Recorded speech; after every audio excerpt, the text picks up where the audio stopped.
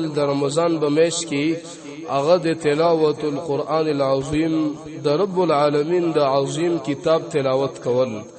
د قرآن کریم تلاوت دا اوچت عبادت دی د رب العالمین په عبادتو کې رسول الله صلی الله علیه وسلم فرمایلی دی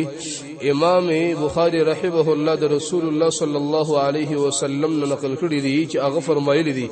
اقرأ القرآن فإنه يأتي يوم القيامة شفيعا لأصحابه تاسو د قرآن کریم تلاوت ډیر کوي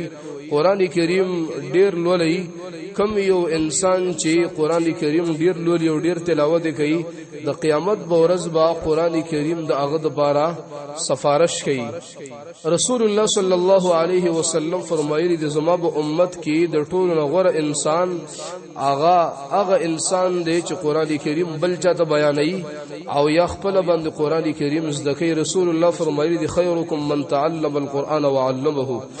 رسول الله صلی الله علیه وسلم فرمایلی دی کله چې د قیامت ورځ شي د رب العالمین با د قرآن کریم تالی او قاری ته وایي چې د جنت په درجاتو باندې خېجا او د قرآن کریم تلاوت کوا کم ځای کې چې تا قرآن کریم ختم کړو هغه بستازي د رسول الله صلی الله علیه وسلم او صحابه کرام عادته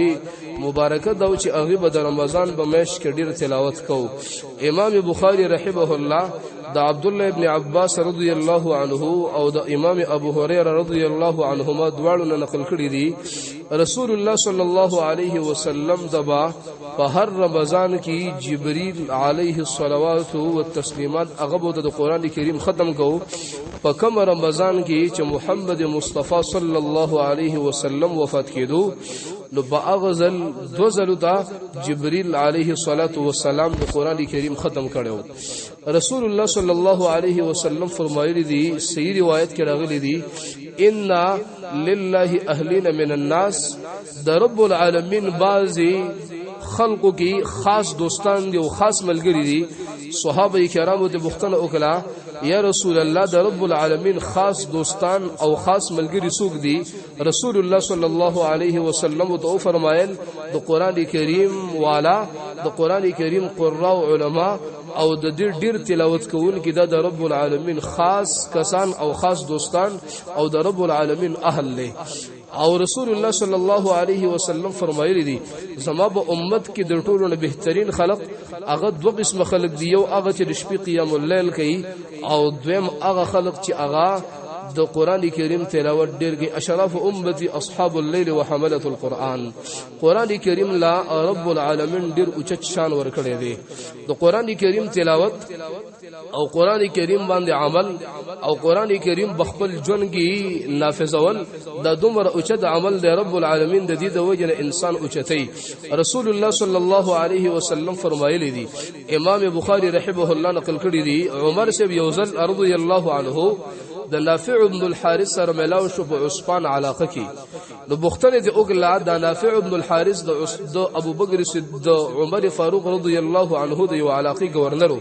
بوختنه د اوګلا چې تا په خپل علاقه باندې نائب سوق مقرر کړی دی هغه تو ویل ابن ابي ابزا مقرر کړی دی عمر سے بو تو فرمایل چې ابن ابي ابزا سوق دی هغه تو فرمایل مولا من موالينا دا یو غلام دی آزاد کړي شوی زمونږ د غلامانو نه عمر سے بو تو غوسه شو وې توس غلامان هغه د علاقه مشران او گورنران مقرر کړي هغه تو فرمایل یا امیر المؤمنین انه اعلم بالفرائض او بعض روایت کې انه قارئ لكتاب الله د قران کریم قاری دی او په علم المیراث کې رب العالمین هغه ته مهارت ورکړي دی رسول هغه تو فرمایل چې لقد صدق نبيكم محمد رسول الله صلی الله علیه وسلم رښتیا ویلي دي چې ان الله يرفع بهذا الكتاب اقواما ويضع به اخرين د قران کریم د وجه نډیر انسانان رب العالمین چتای او د قران کریم د وجه نډیر انسانان رب العالمین اغزری لکای د قران کریم د عزت او ذلت کتاب دی قران کریم کې رب العالمین العالمین فرمایلی دی ولو انهم اقاموا التوراة والانجيل وما انزل اليهم من ربهم لاكلوا من فوقهم ومن تحت ارجلهم کشر دی انسانانو په صحیح معنی کې په قران کریم باندې عمل شروع کړي وي رب العالمین فرمایي چې ما به د اسمان او د زمکه ټول نعمتونه راکولو کړي وي لیکن انسانانو په قران باندې په صحیح طریقې سره عمل اغه نه کړي قران کریم دا واحد هغه کتاب دی زمونږ او تاسو سره چې پاتې دی دا د هدایت کتاب دی زمونږ او تاسو سره د هدایت والا کتاب هغه قران کریم دی مونږ به الله باندې ایمان راوړې دی په پیغمبرانو ملائکه باندې لیکن مونږ او قیامت باندې مونږ باغی کې څوک هم نه دي کتلي علاوه د قران نه چې په قران کریم باندې زمونږ ایمان دی مونږ کتلې دی نو